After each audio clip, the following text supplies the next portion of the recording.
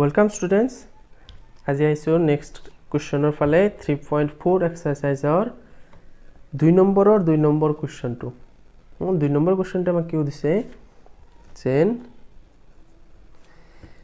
5 বছৰ আগতে নুৰিৰ বয়স সুনুৰ 3 গুণ আছিল 10 বছৰ পিছত নুৰি সুনুৰ 2 গুণ ডাঙৰ হ'ব নুৰি আৰু সুনুৰ বয়স কিমান কি কৈছে নুৰি আৰু সুনু দুইজন মানুহৰ নাম হয় ছোৱালী হয় সাগে এই দুইজনৰ বয়সৰ বিষয়ে আমাক কিছু তথ্য দিছে নুৰিৰ বয়স যেতিয়া 5 বছৰ আগতে এতিয়া যিমান আছে 5 বছৰ আগতে সুনুৰ 3 গুণ আছিল সুনুৰ যিমান বয়স আছিল সেই বয়সৰ 3 গুণ আছিল ঠিক তাৰ পিছত কি কৈছে বৰ্তমান যিমান বয়স আছিল এই বয়সৰ 10 বছৰ পিছত নুৰিৰ বয়স সুনুৰ 2 গুণ হ'ব বুলি কৈছে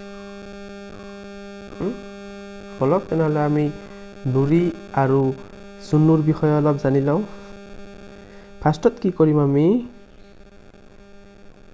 ধৰি লম ধৰা হল নুৰিৰ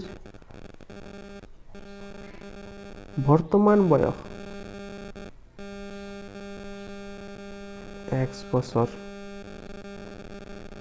ঠিক সুনুৰ বৰ্তমান বয়স y বছৰ এতিয়া আমাক কি কৈছে 5 বছৰ আগতে হলে কি হ'ব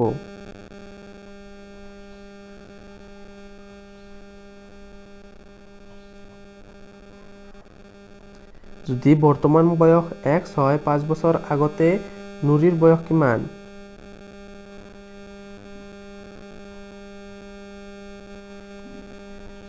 x ৰ পৰা 5 এটা বিয়োগ কৰি দিলেই হল হয়নে নাই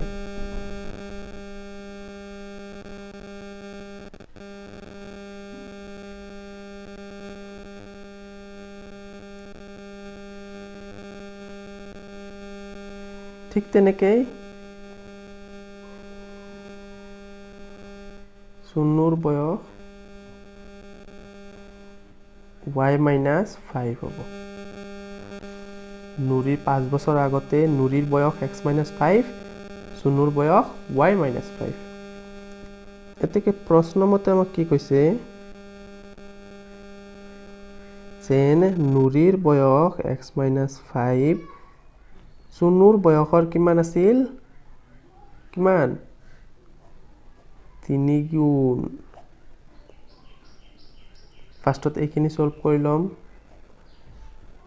x - 5 3 দিয়ে এইখিনি গোটেইখিনি পূৰণ কৰিলে 3y - 15 এতিয়া x আৰু y এক সাইডে ৰাখিম x - 3y 5 টো হেফালে গলে প্লাস হ'ব 15 পৰা 5 গলে 10 থাকিব 10 টো মাইনাস এইটো এটা আমি ইকুৱেশন পাই গলো তাৰ পিছত আকৌ আমাক কি কৈছে যে 10 বছৰ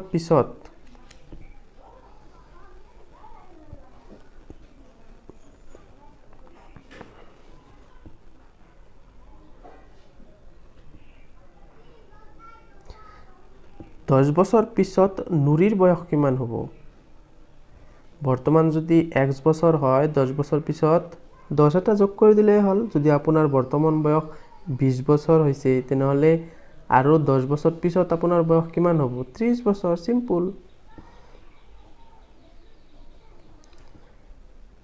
ঠিক তেনেকৈ সুনুৰ বয়স y + 10 এগেইন আমি কি লিখিব পাৰিম প্ৰশ্ন মতে আমাক কি কৈছে 10 বছৰ পিছত নুৰি সুনুৰ 2 গুণ ডাঙৰ হ'ব মানে নুৰিৰ বয়স যিমান সুনুৰ বয়সৰ 2 গুণ হ'ব এইখিনি আমাক প্ৰশ্নত কৈছে এতিয়া এইখিনি সেম আগতৰ নিচিনা আমি সলভ কৰিম 2 দি পূৰণ হ'ব y টো এই সাইডে আনিম 10 টো হেফালে গলে 20 ৰ পৰা 10 গুচি গলে 10 থাকিব এতিয়া আমি দুটা সমীকৰণ পাই গলো এই দুটা সমীকৰণ এতিয়া আমি সমাধান কৰিব লাগে অপনয়ন পদ্ধতিৰে। অপনয়ন পদ্ধতিৰ বিষয়ে আমি গণিত কৰিছোঁ। এইটো যদিও আপোনাক ধৰি দিয়া নাই যেন অপনয়ন পদ্ধতিৰে কৰিব লাগিব, তথাপিও মই অপনয়ন পদ্ধতিৰে কৰি আছোঁ, কিয়নো এইটো এক্সাৰসাইজত অপনয়নৰ বিষয়ে বেছি আলোচনা কৰিম। আপুনি বেলেগ পদ্ধতিৰে কৰিলেও হ'ব পৰীক্ষাত আহিলে, কোনো প্ৰব্লেম নাই। এতিয়া চাওঁ আমি অপনয়ন পদ্ধতিৰে কেনেকৈ সমাধান কৰিম। আমি অপনয়ন পদ্ধতিৰে ফাৰ্ষ্টত যিকোনো এটা চলকৰ সহগবোৰ সমান কৰি লওঁ। কিন্তু আমাৰ এই দুটা ইকুৱেশ্যনত এক্সৰ সহগটো ফাৰ্ষ্ট ইয়াতেই সমান আছে, আমাৰ আৰু সমান কৰাৰ দৰকাৰ নাই। কেনেকৈ এক্সৰ সহগ কিমান 1, 2 নম্বৰ ইকুৱেশ্যনত এক্সৰ সহগ 1। তেনেহ'লে আমি জাষ্ট 2 নম্বৰ সমীকৰণৰ পৰা 1 নম্বৰ সমীকৰণটো বিয়োগ কৰি দিম। 2 নম্বৰ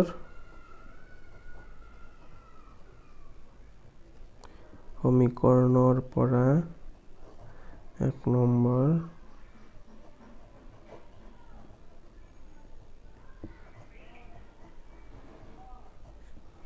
বিয়োগ কৰি পাওঁ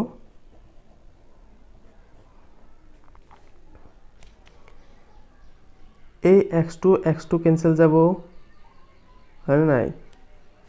2 নম্বৰৰ পৰা আমি কি কৰিম 1 নম্বৰটো বিয়োগ কৰিম।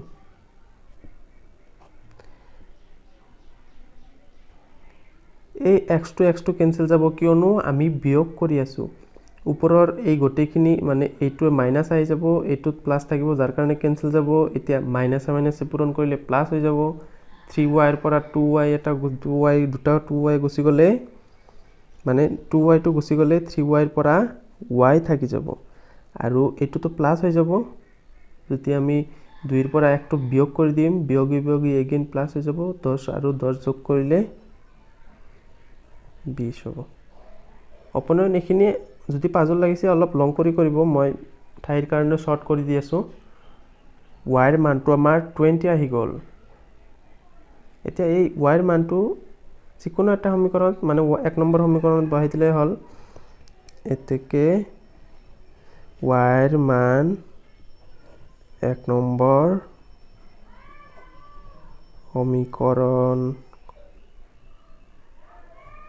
সমীকৰণত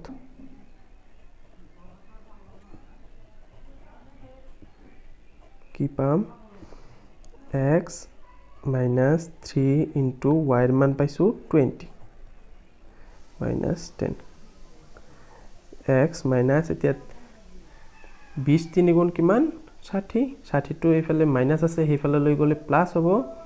মানে 60 ৰ পৰা যদি 10 এটা গুচি যায় 50 থাকিব। এতেকে আমি x আৰু y ৰ মান পালো, x ৰ মান পালো 50, y ৰ মান পালো 20। মানে নুৰিৰ বৰ্তমান বয়স 50 বছৰ আৰু চুনুৰ বৰ্তমান বয়স 20 বছৰ। এতিয়া আপুনি মিলাই চাওক, 5 বছৰ আগতে চুনুৰ বয়সৰ 3 গুণ আছিল নুৰিৰ বয়স আৰু 10 বছৰ পিছত চুনুৰ বয়সৰ 2 গুণ আছিল নুৰিৰ বয়স। 10 বছৰ পিছত হলে 10 এটা যোগ কৰি দিম, ইয়াতে 30 হৈ যাব, ইয়াতে 60, 30ৰ 2 গুণে হল 60। সো নোটছখিনি লিখি লওক, নেক্সট কুৱেশ্যনত নিশ্চয় লগ পাম।